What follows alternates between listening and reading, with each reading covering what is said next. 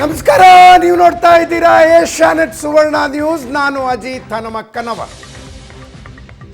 NDA ಸರ್ಕಾರ ಖಚಿತ. ನಿನ್ನೆ ಫಲಿತಾಂಶ ಬಂದ ನಂತರ ಅನೇಕ ಗೊಂದಲಗಳಿದ್ವು. ಏನಾಗುತ್ತೋ ಏನೋ, ಏನು ಬೇಕಾದರೂ ಆಗಬಹುದು ಅಂತ ನಾವೇ ಹೇಳ್ತಾ ಇದ್ವಿ. ನಿನ್ನೆಯಿಂದ ಇವತ್ತಿನ ತನಕದ ಬೆಳವಣಿಗೆಗಳನ್ನು ನೋಡಿದ್ರೆ TDP ಮತ್ತು JDU ಗಟ್ಟಿಯಾಗಿ ಬಿಜೆಪಿಯ ಜೊತೆಗೆ ನಿಂತುಕೊಳ್ಳುವ ಮಾತನಾಡಿದವೆ. ಅದನ್ನು ನೋಡ್ತಾ ಇದ್ರೆ NDA ಸರ್ಕಾರ ಮತ್ತೊಮ್ಮೆ ಅನ್ನೋದು ಖಚಿತ ಆಗ್ತಾ ಇದೆ.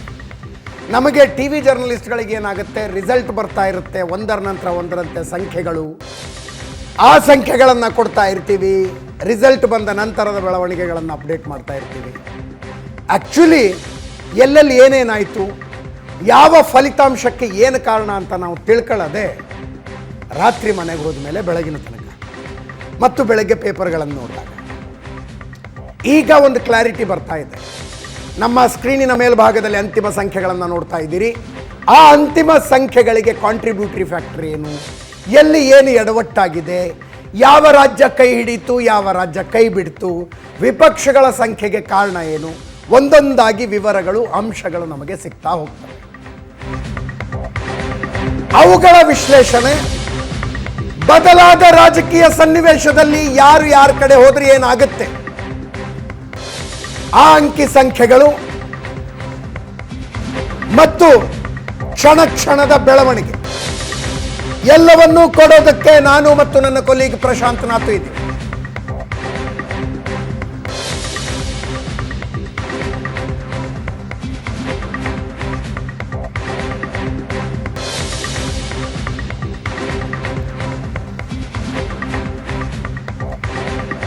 ಎರಡು ಮಿತ್ರಕೂಟಗಳು ಸರ್ಕಾರ ರಚಿಸುವ ಪ್ರಯತ್ನದಲ್ಲಿದ್ದಾವೆ. ಆದರೆ ಸಾಧ್ಯತೆ NDA ಜಾಸ್ತಿ ಇದೆ.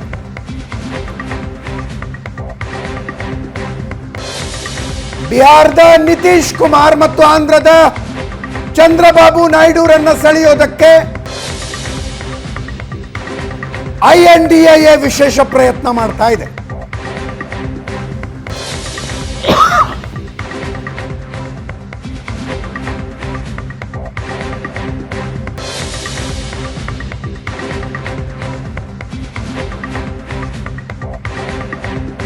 ರಾತ್ರಿ ಪತ್ರಿಕಾಗೋಷ್ಠಿಯನ್ನ ರದ್ದುಗೊಳಿಸಿ ಆಶ್ಚರ್ಯ ಹುಟ್ಟಿಸಿದ್ದ ಚಂದ್ರಬಾಬು ನಾಯ್ಡು ಈಗ ಸ್ವಲ್ಪ ಹೊತ್ತಿಗೆ ಮುಂಚೆ ಪತ್ರಿಕಾಗೋಷ್ಠಿಯಲ್ಲಿ ಮಾತಾಡಿದ್ರು. ನಾವು NDA ಮೈತ್ರಿಕೂಟದ ಜೊತೆಗಿರ್ತೀವಿ ಅಂದ್ರು.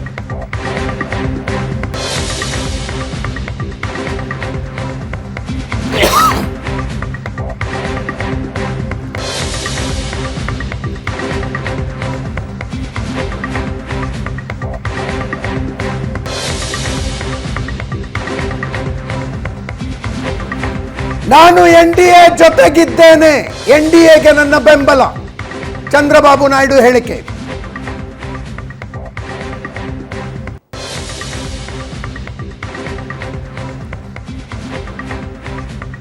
ಅಲ್ಲಿಗೆ 240 ಜೊತೆಗೆ ಇನ್ನು 16 ಬಂದಂಗಾಯ್ತು.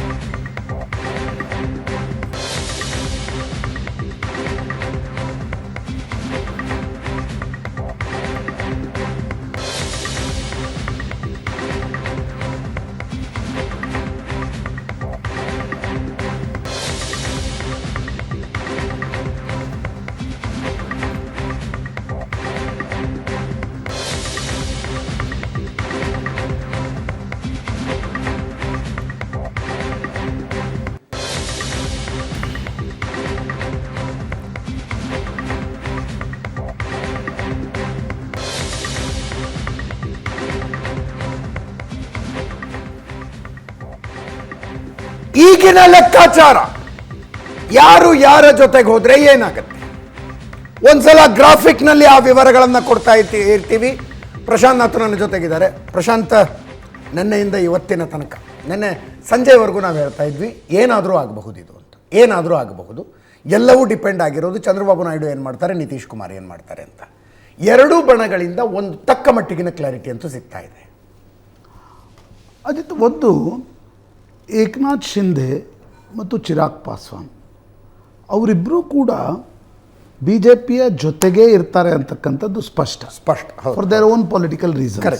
ಅಂದರೆ ನಿಮಗೆ 9 ಸೀಟ್ ಇದೆ ಇಬ್ಬರದು ಸೇರಿ, 5, 7, 12 ಸೀಟ್ ಇವೆ ಇಬ್ಬರದು ಸೇರಿ. ಓಕೆ, ಅಂದರೆ 252 ಆಯಿತು. ಎಸ್. ಚಂದ್ರಬಾಬು ನಾಯ್ಡು ಅಂದರೆ ನಿನ್ನೆಯಿಂದನೂ ಅನ್ನಿಸ್ತಾ ಇತ್ತು ಚಂದ್ರಬಾಬು ನಾಯ್ಡು ಒಂದು ವೇಳೆ ಅಲ್ಲಿ ಹೋಗ್ತಾರೆ ಅಂತ ಅನ್ಕೋಣ, ಅಲ್ಲಿ ಹೋದರೂ ಕೂಡ ಅವರೊಂದು ಸ್ಪೀಕರು, 2 ಮಂತ್ರಿ ಸ್ಥಾನ, ಆಂಧ್ರಕ್ಕೆ ವಿಶೇಷ ಸ್ಥಾನಮಾನ ಕೇಳ್ತಾರೆ.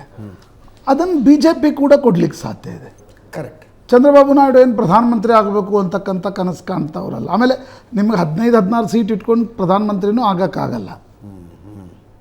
ಮತ್ತು ಈಗ ಕಾಂಗ್ರೆಸ್ ವಿರುದ್ಧ, ಜಗನ್ ವಿರುದ್ಧ ಹೋರಾಟ ಮಾಡಿ ಒಂದು NDA ಕಟ್ಕೊಂಡು ಬಂದಾಗ ತಕ್ಷಣಕ್ಕೆ ಅದು ಓಡೋದು ನಾನು ದೂರ ಓಡೋಗ್ಬಿಡ್ತೀನಿ ಅಂತಕ್ಕಂಥದ್ದು ಸಹಸ ಮಾಡಲಿಕ್ಕೆ ಸಾಧ್ಯ ಆಗಲ್ಲ. ಹೀಗಾಗಿ ನೀವು ಅದರ ಒಂದು 16 ಸೀಟ್ ಸೇರಿಸಿದರೆ ನೀವು 12 + 240 252 + 16 ಸೇರಿಸಿದರೆ ನಮ್ಮ ಸ್ಕ್ರೀನ್ ಮೇಲೆ ಸಂಖ್ಯೆಗಳು ಕಾಣಿಸ್ತಾ ಇದ್ದಾವೆ. ಆಸ್ ಆಫ್ ನೌ ಇಷ್ಟು ಫಿಕ್ಸ್ ಇದೆ. BJP 240, ನಂಬರ್ಸ್ ಬರಲಿ ಇನ್ನೊಂದು ಸಲ. BJP 240,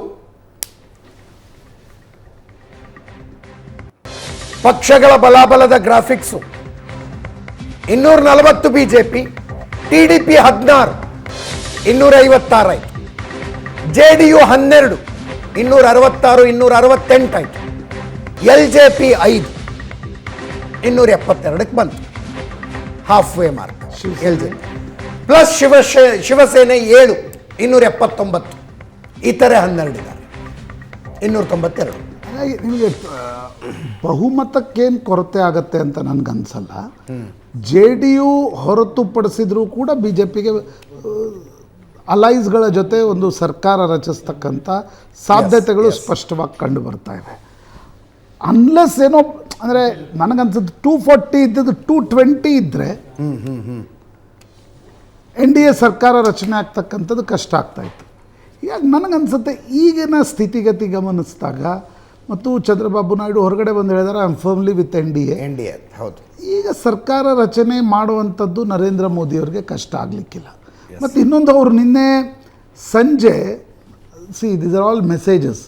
ನಿನ್ನೆ ಸಂಜೆ ಅವರು BJP ಕಚೇರಿಗೆ ಬಂದು NDAಗೆ ಗೆಲುವು ಅನ್ಲಿಕ್ಕೆ ಶುರು ಮಾಡಿದಾಗಲೇ ಅವರಿಗೆ ನಿತೀಶ್ ಕುಮಾರ್ ಮತ್ತು ಚಂದ್ರಬಾಬು ನಾಯ್ಡು ಕಡೆಯಿಂದ ಪಾಸಿಟಿವ್ ರೆಸ್ಪಾನ್ಸ್ ಸಿಕ್ಕಿದೆ ಅಂತ ಸ್ಪಷ್ಟ ಆಗುತ್ತೆ.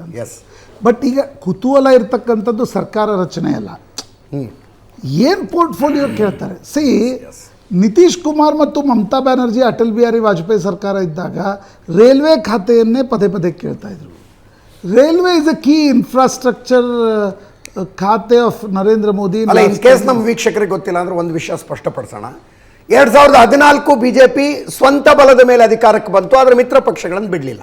282 ಸ್ಥಾನ ತಗೊಂಡ್ರು, ಮಿತ್ರ ಪಕ್ಷಗಳನ್ನು ಬಿಡಲಿಲ್ಲ.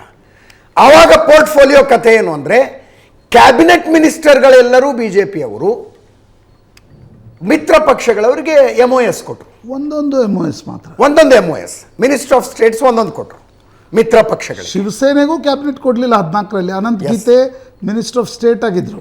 ಎಸ್ ಮಿತ್ರ ಪಕ್ಷಗಳಿಗೆ 2019 2014ಕ್ಕಿಂತಲೂ ಹೆಚ್ಚು ಸ್ಥಾನಗಳನ್ನು BJP ಪಡೆಯಿತು. 282ರಿಂದ 303ಕ್ಕೆ ಹೋದರು. ಯಾವ ಮಿತ್ರ ಪಕ್ಷದ ಅವಶ್ಯಕತೆಯೂ ಇಲ್ಲ. ಆಗಲೂ ಕೂಡ ಮಿತ್ರ ಪಕ್ಷಗಳಿಗೆ MOS ಕೊಟ್ಟರು, ಮಿನಿಸ್ಟರ್ ಆಫ್ ಸ್ಟೇಟ್ಗಳನ್ನು ಕೊಟ್ಟರು, ಸಂಪುಟ ದರ್ಜೆಗಳನ್ನು BJPಗೆ ಇಟ್ಕೊಂಡ್ರು. ಈ ಸಲ ಹಂಗಾಗೋದಿಲ್ಲ.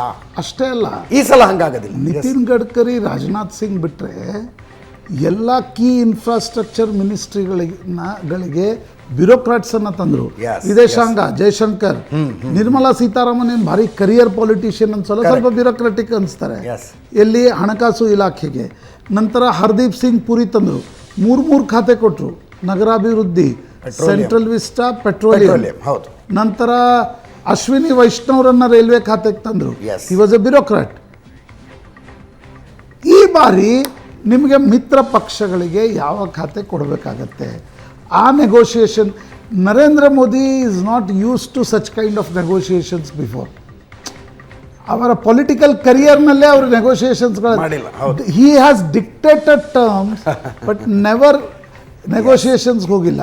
Yes. ಬಟ್ ಈ ಬಾರಿ he has to leave with negotiations. Correct. ಅದು 2014-19ರಲ್ಲಿ ಕ್ಯಾಬಿನೆಟ್ನಲ್ಲಿ ಮಾಡಿದ ಪ್ರಯೋಗಗಳನ್ನು ಈ ಸಲ ನರೇಂದ್ರ ಮೋದಿ ಅವರಿಗೆ ಮಾಡೋದಕ್ಕಾಗೋದಿಲ್ಲ. ಯಾಕಂದರೆ ಕ್ಯಾಬಿನೆಟ್ ದರ್ಜೆಯ ಕ್ಯಾಬಿನೆಟ್ ಸ್ಥಾನಮಾನಗಳನ್ನು ಮಿತ್ರ ಪಕ್ಷಗಳಿಗೆ ಕೊಡಬೇಕಾಗತ್ತೆ. ಚಂದ್ರಬಾಬು ನಾಯ್ಡು, ನಿತೀಶ್ ಕುಮಾರ್ ಏನೇನು ಕೇಳ್ತಾರೆ ಅದು ಗೊತ್ತಿಲ್ಲ. ಈ ಹಿಂದೆ ವಾಜಪೇಯಿ ಅವರು ಪ್ರಧಾನಿಯಾಗಿದ್ದಾಗ ಚಂದ್ರಬಾಬು ನಾಯ್ಡು NDAದಲ್ಲಿದ್ದರು. ಆದರೆ ಅವರು ಕೇಳಿ ಪಡೆದದ್ದು ಸ್ಪೀಕರ್ ಸ್ಥಾನವನ್ನು ಮಾತ್ರ. GMC ಬಾಲಯೋಗಿ ಸ್ಪೀಕರ್ ಮಾಡಿಸ್ಕೊಟ್ಟ. GMC ಬಾಲಯೋಗಿ ಮೂಲಕ ಆಂಧ್ರದ ಕೆಲಸಗಳೆಲ್ಲ ದಿಲ್ಲಿಯಲ್ಲೇ ಆಗುವಂತೆ ನೋಡಿಕೊಂಡ್ರು. ಕ್ಯಾಬಿನೆಟ್ನಲ್ಲಿ ಇರಲಿಲ್ಲ. ಅನಂತರ ಹೆಲಿಕಾಪ್ಟರ್ ದುರಂತದಲ್ಲಿ ಬಾಲಯೋಗಿ ಮೃತಪಟ್ಟರು. ಈ ಸಲ 16 ಸ್ಥಾನಗಳನ್ನು NDA ಕಿಟ್ಟಿಗೆ ತೆಗೆದುಕೊಂಡು ಬಂದಿರುವ TDPಯ ಚಂದ್ರಬಾಬು ನಾಯ್ಡು ಏನು ಡಿಮಾಂಡ್ ಮಾಡ್ತಾರೆ? ಕಾಂಗ್ರೆಸ್ ಕಡೆಯಿಂದ ಅವರಿಗೆ ಆಫರ್ ಹೋಗಿರೋದು ಆಂಧ್ರಕ್ಕೆ ವಿಶೇಷ ಸ್ಥಾನಮಾನ ಕೊಡ್ತೀವಿ ಅಂತ. ಆಂಧ್ರಕ್ಕೆ ವಿಶೇಷ ಸ್ಥಾನಮಾನ ಕೊಡ್ತೀವಿ, ನಮ್ಮ ಜೊತೆಗೆ ಬನ್ನಿ ಅಂತ. 12 ಸ್ಥಾನಗಳನ್ನು ಹೊಂದಿರುವ JDUನ ನಿತೀಶ್ ಕುಮಾರ್ಗೆ ಕಾಂಗ್ರೆಸ್ನವರು ಉಪ ಪ್ರಧಾನಿ ಹುದ್ದೆಯನ್ನು ಆಫರ್ ಮಾಡಿದ್ದಾರೆ ಅನ್ನುವ ಸುದ್ದಿ ನೆನ್ನೆ ನೋಡಿದ್ವಿ ನಾವು. ಎಸ್, ನಿತೀಶ್ ಕುಮಾರ್ ಉಪ ಪ್ರಧಾನಿ ಆಗಬೇಕು ಅನ್ನುವ ಆಸೆಗೆ ಬೀಳುವ ಸಾಧ್ಯತೆ ಇದೆಯಾ? ಅಜಿತ್ ನೋಡಿ, ಈಗ ಉಪ ಪ್ರಧಾನಿ ಆದರೆ ಪ್ರಧಾನಿ ಯಾರು ಅಂತಕ್ಕಂಥ ಪ್ರಶ್ನೆ ಬರುತ್ತೆ. ಕಾಂಗ್ರೆಸ್ ಕೂಡ ನಿನ್ನೆ it is very cautious. Okay, ಕಾಂಗ್ರೆಸ್ಗೂ ಕೂಡ ಸರ್ಕಾರ ಆದರೆ ತನ್ನ ನೇತೃತ್ವದಲ್ಲಿ ಆಗಬೇಕು ಅಂತಕ್ಕಂಥದ್ದು ಇರುತ್ತೆ. ಅದರ್ವೈಸ್ ಸ್ಟೆಬಿಲಿಟಿ ಫ್ಯಾಕ್ಟರ್ ಬರುತ್ತೆ. ಹೌದು ಹೌದು. ಕಾಂಗ್ರೆಸ್ ಕೂಡ ಇವತ್ತು UPA 206 ಇತ್ತು, UPA 2. UPA 1 ಕಾಂಗ್ರೆಸ್ 142ರಲ್ಲಿತ್ತು. ಕಾಂಗ್ರೆಸ್ ಈಗ 99ರಲ್ಲೇ ಇದೆ. ನೀವು ಒಂದು ಸರ್ಕಾರವನ್ನು ಒಂದು ಫಾರ್ಮೇಷನನ್ನು ಮಾಡಿದಾಗ ನ್ಯಾಷನಲ್ ಪಾರ್ಟಿಯನ್ನು ಮಧ್ಯದಲ್ಲಿ ಇಟ್ಕೊಂಡು ಫಾರ್ಮೇಷನ್ ಮಾಡಿದರೆ ಅದಕ್ಕೊಂದು ಸ್ಟೆಬಿಲಿಟಿ ಇರುತ್ತೆ. ಕರೆಕ್ಟ್. ನಿತೀಶ್ ಕುಮಾರ್ಗೆ 19 ಸ್ಥಾನಗಳನ್ನು ಪಡೆದಿರುವ ಕಾಂಗ್ರೆಸ್ ಸಿಂಗಲ್ ಲಾರ್ಜೆಸ್ಟ್ ಆಗಿರೋದ್ರಿಂದ ಅದರ ಸುತ್ತಲೂ ಸರ್ಕಾರ ರಚನೆ. ಅಲ್ಲೂ ಕೂಡ ಕಾಂಟ್ರಡಿಕ್ಷನ್ಸ್ ಇವೆ. ಈಗ ಅವರು ಸರ್ಕಾರ ಮಾಡ್ತಾ ಇಲ್ಲ ಅನ್ನುವ ಕಾರಣಕ್ಕೆ ಆ ಕಾಂಟ್ರಡಿಕ್ಷನ್ಸ್ ನಾವು ಚರ್ಚೆ ಮಾಡ್ತಾ ಇಲ್ಲ. Mamata Banerjee is always a mercurial. Correct. ಯಾವ ಹೊತ್ತಿನಲ್ಲಿ ಏನು ಮಾಡ್ತಾರೆ ಗೊತ್ತಿಲ್ಲ. ಶರದ್ ಪವಾರ್ 7 ಇಟ್ಕೊಂಡು ನೀವೇನು ಪ್ರಧಾನಮಂತ್ರಿ ಮಾಡೋಕ್ಕಾಗಲ್ಲ. ಆಗಲ್ಲ. ಹೌದು. ಅಖಿಲೇಶ್ ಯಾದವ್ 33 ಇದ್ದಾರೆ ಅನ್ನುವ ಕಾರಣಕ್ಕೋಸ್ಕರ ನೀವು ಪ್ರಧಾನಮಂತ್ರಿಯನ್ನಾಗಿ ಘೋಷಿಸ್ಲಿಕ್ಕೆ ಸಾಧ್ಯ ಆಗಲ್ಲ. ಮತ್ತದು ಕಾಂಗ್ರೆಸ್ಗೂ ಕೂಡ ಮಾನ್ಯ ಇಲ್ಲ. ಹೌದು ಹೌದು. ಕಾಂಗ್ರೆಸ್ ಬಯಸ್ತಾ ಇದೆ ನಮ್ಮ ನೇತೃತ್ವದಲ್ಲಿ ಸರ್ಕಾರ ಆಗಲಿ ಅಂತ. ನಮ್ಮ ನೇತೃತ್ವದಲ್ಲಿ ಸರ್ಕಾರ ಅಂದ ತಕ್ಷಣ ನಿತೀಶ್ ಕುಮಾರ್ಗೆ ಉಪ ಪ್ರಧಾನಿ ಸ್ಥಾನವನ್ನು, ನಿತೀಶ್ ಕುಮಾರ್ ಉಪ ಪ್ರಧಾನಿ ಸ್ಥಾನವನ್ನು ಕೊಡಬೇಕಾದ್ರೆ ಬಿಹಾರದಿಂದ ಅವರು ಬಿಟ್ಟು ಬರಬೇಕಾಗತ್ತೆ. ಏನಾಗುತ್ತೆ ಅಂತ ನಾನು ಹೇಳ್ತೀನಿ. ನಿತೀಶ್ ಕುಮಾರ್ಗೂ ಒಂದು ಆತಂಕ ಇರುತ್ತೆ. ಬಿಹಾರ ಬಿಟ್ಟು ಬರಬೇಕಾಗತ್ತೆ, ತೇಜಸ್ವಿ ಯಾದವ್ರನ್ನು ಮುಖ್ಯಮಂತ್ರಿ ಮಾಡಬೇಕಾಗತ್ತೆ. ಹೈಪೋಥೆಟಿಕಲಿ ಅದನ್ನೇ ಚರ್ಚೆ ಮಾಡೋಣ. ಮುಂದಿನ ವರ್ಷ ಚುನಾವಣೆ ಇದೆ. ಉಪ ಪ್ರಧಾನಿ ಆದರೆ 1 ವರ್ಷ ಮಾತ್ರ ಉಪ ಪ್ರಧಾನಿ. ಬಿಹಾರದಲ್ಲಿ ಒಂದು ವೇಳೆ ತೇಜಸ್ವಿ ಯಾದವ್ ಸರ್ಕಾರ ತನ್ನ ಬಲದ ಮೇಲೆ ರಚಿಸ್ಕೊಂಡು ಬಿಟ್ಟರೆ, ಮೇಲೆ ಕೆಳಗಡೆ ಸರ್ಕಾರ ಇಟ್ಕೊಂಡು you are finished next year. ಆ ಆತಂಕವೂ ಕೂಡ ನಿತೀಶ್ ಕುಮಾರ್ಗಿರುತ್ತೆ. ಯಾಕಂದರೆ ನಿತೀಶ್ ಕುಮಾರ್ ತೇಜಸ್ವಿ ಯಾದವ್ರ ಕೈಯಲ್ಲಿ ಮುಖ್ಯಮಂತ್ರಿ ಸ್ಥಾನವನ್ನು ಕೊಡ್ಲಿಕ್ಕೆ ತಯಾರಿಲ್ಲ. ಹೀಗಾಗಿ ನಿತೀಶ್ ಕುಮಾರ್ ಕೂಡ ತಕ್ಷಣಕ್ಕೆ ಹೋಗ್ಬಿಡ್ತಾರೆ ಅಂತಕ್ಕಂಥದ್ದು ಅನ್ನಿಸ್ತಾ ಇಲ್ಲ. ಆಮೇಲೆ ನಿತೀಶ್ ಇಲ್ಲದೆ ಕೂಡ NDA ಸರ್ಕಾರ ರಚನೆ ಆಗಲಿಕ್ಕೆ ಸಾಧ್ಯ ಇದೆ. ನಂಬರ್ಸ್ ನೋಡಿ ನೀವು. ಓಕೆ, 292 - 16 ನಿತೀಶ್ ಬರಲಿಲ್ಲ ಅಂದರೆ, ನಿತೀಶ್ ಬರಲಿಲ್ಲ ಅಂದರೆ 292 - 12 -12 ಎಸ್ ಎಷ್ಟಾಯ್ತು? 280 ಸರ್ಕಾರ ರಚನೆ ಆಗೇ ಆಗತ್ತೆ ಅವಾಗ. So he will also keep his choices or a card closer to him. ಅವರು ಏನು ತಕ್ಷಣ, and is a seasoned player. ಆದರೆ ಇಲ್ಲಿ ಆಟದ ಮಜಾ ಏನು ಅಂದರೆ ಅಜಿತ್, ಸರ್ಕಾರ ರಚನೆ NDA ಮಾಡುತ್ತೆ ಅನ್ನೋದು ಮೇಲ್ನೋಟಕ್ಕೆ ಅನಿಸ್ತಾ ಇದೆ. ನಿನ್ನೆ ಸಂಜೆ ನನಗನ್ಸುತ್ತೆ ಪ್ರಧಾನಮಂತ್ರಿಗಳು ಭಾಷಣ ಮಾಡಲಿಕ್ಕೆ ಬಂದರು ಅಂದಾಗಲೇ ಸರ್ಕಾರ ರಚನೆ ಮಾಡ್ತಾರೆ. ಆದರೆ ಅನಿರೀಕ್ಷಿತ ಪವಾಡಗಳ ಹೊರತಾಗಿ NDA ಸರ್ಕಾರ ರಚನೆ ಆಗುತ್ತೆ. ಬಟ್ ನಿಮ್ಗೆ ಇಂಟ್ರೆಸ್ಟಿಂಗ್ ಇಸ್ ನೆಗೋಷಿಯೇಷನ್ಸ್ ಏನು. ನಿತೀಶ್, ಏಕನಾಥ್ ಶಿಂದೆ, ಜಿತೇನ್ ರಾಮ್ ಮಾಂಜಿ ಥರದವರು ಕೂಡ ಯಾವ ಖಾತೆಗಳನ್ನು ಕೇಳ್ತಾರೆ. ಒಂದು ವೇಳೆ ನಿತೀಶ್ ಚಂದ್ರಬಾಬು ನಾಯ್ಡು ಫರ್ಮ್ ಇದ್ದರೆ ಭಾಳ ಗೊಂದಲಗಳಾಗಲ್ಲ. ನಿತೀಶ್ ಸ್ವಲ್ಪ ಅಲ್ಗಾಡಿದರೆ ನೀವು ಸಣ್ಣ ಪಕ್ಷಗಳಿಗೂ ಕೂಡ ಒಂದೊಂದು ಸ್ಥಾನವನ್ನು ಕೊಡಬೇಕಾಗುತ್ತೆ. ಎಲ್ಲಿ ಯು ಪಿ ಎಗೆ ಸಮಸ್ಯೆ ಆಯಿತು, ಅಲ್ಲೇ ಯು ಪಿ ಎಗೆ ಸಮಸ್ಯೆ ಆಯಿತು. 10 ವರ್ಷಗಳ ಕಾಲ ನರೇಂದ್ರ ಮೋದಿ ಒಂದೂ ಭ್ರಷ್ಟಾಚಾರದ ಕಳಂಕ ಇಲ್ಲದಂತೆ ಸರ್ಕಾರವನ್ನು ನಿಭಾಯಿಸಿದರು. That is his biggest strength. Correct. ನೀವು ಈಗ ಸಣ್ಣ ಪಕ್ಷಗಳನ್ನು ತಂದಾಗ ನೀವು ಅವ್ರನ್ನ ಡೇ ಟು ಡೇ ಏನು ಕಂಟ್ರೋಲ್ ಮಾಡೋಕ್ಕಾಗಲ್ಲ. ಅವರೇ ನಿಮ್ಮ ಮಾತು ಕೇಳಲ್ಲ, ನಿಮ್ಮ ಪಕ್ಷದವ್ರ ರೀತಿ. ಹೌದು. ಆಗ ಸರ್ಕಾರ ಹೇಗೆ ನಡೆಯುತ್ತೆ ಅದು ಮುಂದಿರ್ತಕ್ಕಂಥ ಒಂದು ದೊಡ್ಡ ಕುತೂಹಲ. ಮತ್ತು ನರೇಂದ್ರ ಈಗ ಏಕರೂಪ ನಾಗರಿಕ ಸಂಹಿತೆ ಬಗ್ಗೆ ನಾವು ಚರ್ಚೆ ಮಾಡ್ತೇವೆ. ಈ ಫಾರ್ಮೇಷನ್ನಲ್ಲಿ ನಿಮ್ಗೆ ಏಕರೂಪ ನಾಗರಿಕ ಸಂಹಿತೆ ಆಗಲ್ಲ. ಬಹುಮತ ಬಂದಿದ್ರೆ ಮತ್ತೊಮ್ಮೆ ರೈತ ಕಾನೂನುಗಳನ್ನು ಹೊಸ ರೂಪದಲ್ಲಿ ತರಬಹುದು ಅಂತಕ್ಕಂಥದ್ದು ತರಕ್ಕಾಗಲ್ಲ. One nation one election CA negotiations is very important.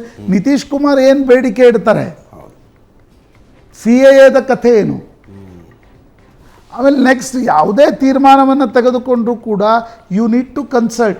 ಇಷ್ಟು ದಿನ ಏನಾಗ್ತಿತ್ತು, 10 ವರ್ಷ ನರೇಂದ್ರ ಮೋದಿ ಯೋಚನೆ ಮಾಡ್ತಿದ್ರು, ಅವರು ಬಂದು ಭಾಷಣ ಮಾಡ್ತಿದ್ರು, ಅಥವಾ ಅವ್ರು ಬಂದು ಅದನ್ನು ಹೇಳ್ತಿದ್ರು.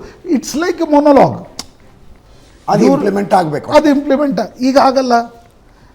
ಏನೇ ಇಂಪ್ಲಿಮೆಂಟ್ ಆಗಬೇಕಾದ್ರೂ you need to consult your alliance partners. ಒಂದ್ಸಲ ಪ್ರಧಾನಮಂತ್ರಿ ಆದಮೇಲೆ ಸ್ಟ್ರಾಂಗ್ ಆಗ್ಬೋದು, ಅದು ಬೇರೆ. ಒಂದ್ಸಲ ಸರ್ಕಾರ ರಚನೆ ಆದಮೇಲೆ ಯಾವುದೇ ಪಕ್ಷಗಳು ದಿನಂಪ್ರತಿ ಏನು ಶರಂಪರ ಜಗಳ ಆಡೋಕ್ಕಾಗಲ್ಲ. ಆದರೆ ಕನ್ಸಲ್ಟೇಷನ್ ಇಡೀ ಪ್ರಕ್ರಿಯೆ 10 ವರ್ಷದಲ್ಲಿ ವಿಪಕ್ಷಗಳು BJPಯ ಒಳಗಿನವರು ದಬೆ ವಾಯ್ಸ್ನಲ್ಲಿ ಏನು ಹೇಳ್ತಾ ಇದ್ರು, ಕನ್ಸಲ್ಟೇಷನ್ ಇಲ್ಲ. ಈಗ ಜನ ನರೇಂದ್ರ ಮೋದಿಯವ್ರಿಗೆ ಕೊಟ್ಟಿರ್ತಕ್ಕಂಥ ಒಂದು ಬಹುದೊಡ್ಡ ಅಡ್ವೈಸ್ ಏನು, ತಮ್ಮ ಮತಗಳ ಮೂಲಕ consult others. You need to consult, you need to have a consultation. ಆ ಕನ್ಸಲ್ಟೇಷನ್ ಹೇಗೆ ನಡೆಯುತ್ತೆ? ವಾಜಪೇಯಿ ಅವರು ಪ್ರಧಾನಿಯಾಗಿದ್ದಾಗ ಫಾರೂಕ್ ಅಬ್ದುಲ್ಲಾ ಅವರ ಪಕ್ಷ NDAದಲ್ಲಿತ್ತು. ಅವ್ರ ಕಂಡೀಷನ್ ಏನಿತ್ತು, ಎಲ್ಲಿ ತನಕ ನಮ್ಮ ಬೆಂಬಲ ಬೇಕು ಅಲ್ಲಿ ತನಕ ಆರ್ಟಿಕಲ್ 370 ಅಬ್ರೋಗೇಷನ್ ಮಾತಾಡಬೇಕು. ಆರ್ಟಿಕಲ್ 370 ಕಿತ್ತಾಕ್ತೀವಿ, ಜಮ್ಮು ಕಾಶ್ಮೀರದ ವಿಶೇಷ ಸ್ಥಾನಮಾನ ಕಿತ್ತಾಕ್ತೀವಿ ಅನ್ನಂಗಿಲ್ಲ ಅಂತ. ಆ ಸಂದರ್ಭದಲ್ಲಿ BJP ತನ್ನ ಪ್ರಣಾಳಿಕೆಯಿಂದ ಆ ವಿಷಯದ ತಿಪ್ಪಕ್ಕಿಡಬೇಕಾಗ್ತದೆ. ರಾಮ ಮಂದಿರದ ಬಗ್ಗೆ ಮಾತಾಡೋ ಹಂಗಿಲ್ಲ ಅನ್ನೋ ಕಂಡೀಷನ್ ಮೇಲೆ ಕೆಲವು ಪಕ್ಷಗಳು ಬೆಂಬಲ ಕೊಟ್ಟು ವಾಜಪೇಯಿ ಮಾತಾಡಂಗಿರಲಿಲ್ಲ ರಾಮ ಮಂದಿರ. ಅಂತಿಮವಾಗಿ ರಾಮ ಮಂದಿರ ಆರ್ಟಿಕಲ್ 370 ಅಬ್ರಾಗೇಷನ್ ಯಾಕಾಯ್ತು ಅಂದ್ರೆ ನರೇಂದ್ರ ಮೋದಿ ಅವರಿಗೆ ಸ್ವಂತ ಬಲದ ಮೇಲೆ ಅಧಿಕಾರ ಸಿಕ್ಕಿದೆ.